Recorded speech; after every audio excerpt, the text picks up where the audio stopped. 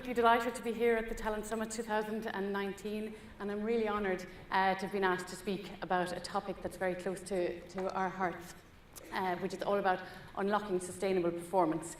So in Keynote, as we are talent measurement experts, this is the type of conversation that we have with our clients all the time.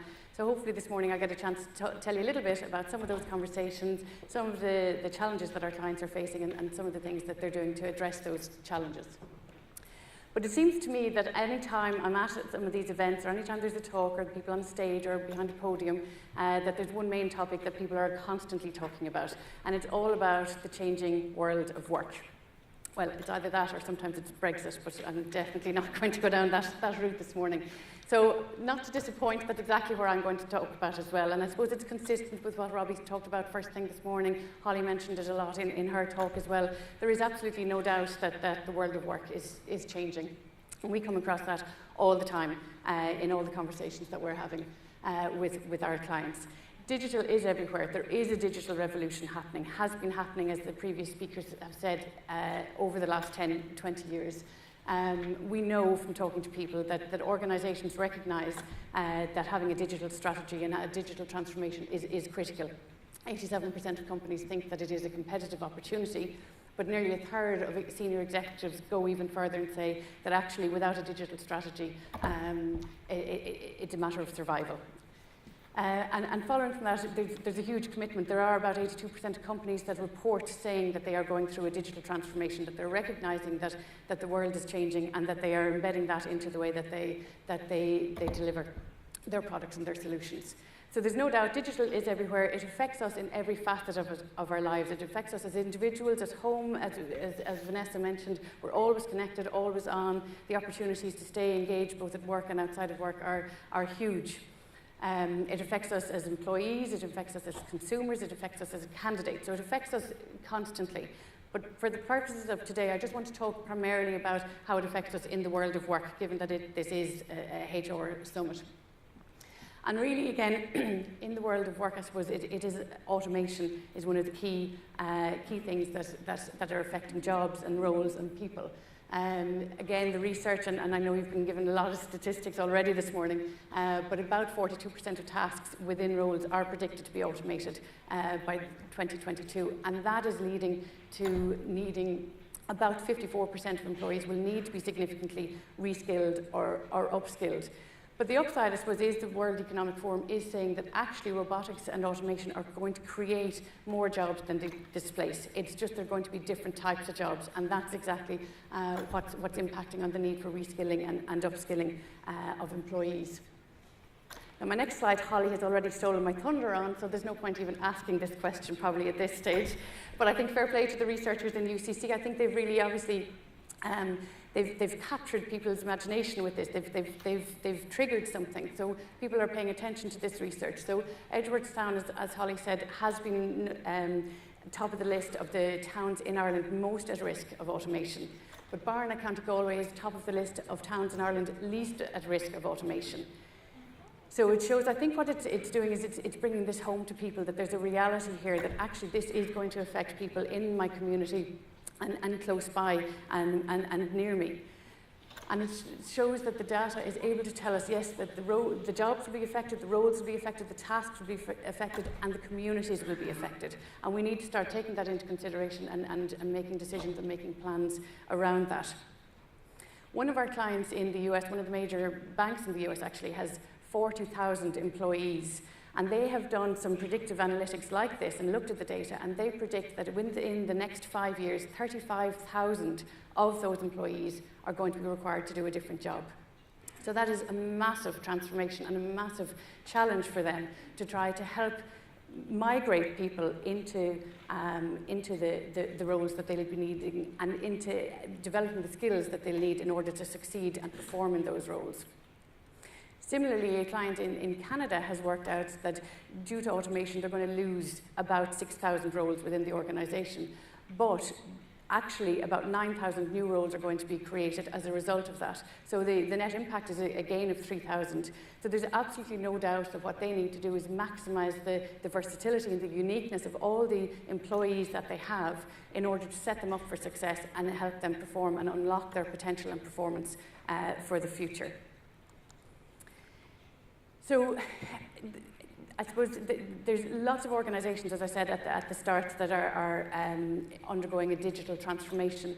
But the recent McKinsey study that was published just in January of this year is showing that organisations are not actually making as much progress or making it as quickly as they would necessarily want to do.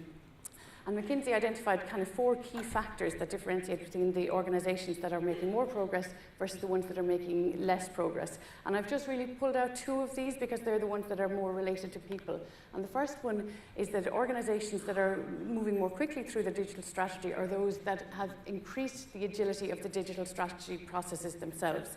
So what does that mean? That means that they've moved away from more laborious kind of program management methodologies, maybe like the waterfall approach, and move to agile processes. So Scrum Masters, sprint cycles, all that kind of stuff is what these organisations have moved to, and that they have moved people into these kind of agile teams.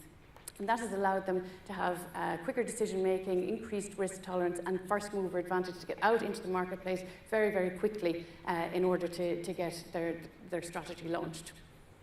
The second thing that they're doing, which is really linked to that, is investing in digital talent, so trying to understand how can we get people to work in this kind of space, to work differently in order to really kind of unlock the performance potential that they have, but in the new era. So given the context of the world of work changing, given the context that organisations are developing digital strategies, how can they get their people to move quickly into this way of working? And that has been a significant challenge, because it's not just about the processes, it is all about the people. And again, that's similar to what I think the previous panel have been saying. And what we have found is that the talent strategies have to move and be as agile as the overall kind of program management and transformation strategies. And it's no longer really an option, I suppose, in this VUCA environment where it's volatile, uncertain, complex and ambiguous. The old ways of working aren't always going to be successful. And what we found is that talent strategies in the past used to work very much on, you used to be able to do some analysis of different roles, work out what your functional competencies were, maybe work out what the levels of seniority might be, and you have a nice matrix of what good looks like in the future for various roles in various functions and various teams in the organisation. But now what we're finding is that the world is changing so quickly and the roles are changing so quickly, and lots of the roles that we're trying to fill don't even exist, or they're not fully defined, or they're evolving over time, that kind of talent strategy and talent management strategy isn't as effective. So what we're finding now is that organisations are defining some key foundational competencies that are applicable across the whole organisation, and combine those with a kind of a values fit type assessment to see who's going to fit best in the organisation. And the foundational competencies that we've seen time and time again are these 3.